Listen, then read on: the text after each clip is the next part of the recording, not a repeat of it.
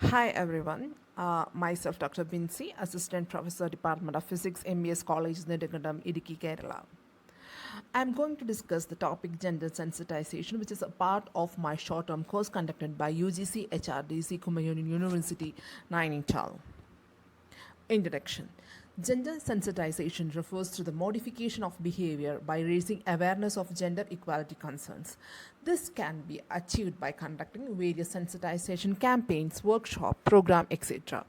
Sensitization in the domain of humanities and social science is seen as the awareness informed position or prosperity to behave in a manner which is sensitive to gender justice and equality issues. It is about changing behavior and instilling empathy into the views that we hold about our own and the other gender. It helps people in examining their personal attitudes and beliefs and questioning the realities they thought they knew. Session overview. The Indian society is still in the process of modernization, where sections of the population continues to have traditional mindsets. Statistical evidence shows that boys in India have 3 times greater possibility of being taken to the hospital in case of serious ailments. The traditional Indian thinking considered male as superior to females, and there are plenty of examples to show that young girls are discriminated against at home. In many poor, that is rural Indian houses, males are fed first and the leftovers are eaten by the females. The dropout rate in schools is much higher in the case of girls.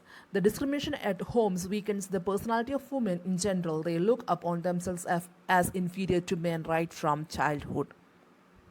At the same time, boys are made to believe that they are inherently superior to females.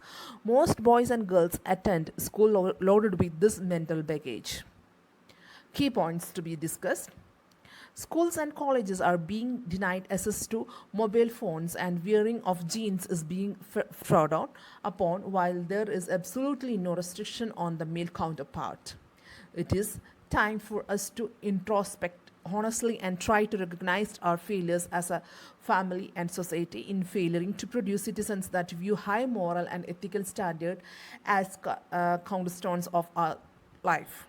Too often and too easily, we tend to shift the responsibility to the school instead of recognizing that foundational values always come from home. A recent survey highlighted the fact that when young schoolboys were asked who should sacrifice the meal in case it fell short on the table, most replied the mother as the first choice, followed by the sister. As a society, we have failed to encourage thoughts and debate on this vital issue on gender sensitization. A society can only be progressive if we recognize that it comprises both male and female members of equal value. Parents and school have to come together. Both family and the school play an important part in a child's development. Both need to come together to discuss ways to ensure that gender parity in thought and action is practiced at home and school. Conclusion. Time to call to action. It is regrettable that after 76 years of our independence, we are still slaves of medieval thought practices and lifestyles. India has traditionally been a wonderfully open society in absorbing various culture, religions, and practices, and therefore gender equality should have been the acceptable norm. Finally, it is never too late to change for the better, and change has to begin at home.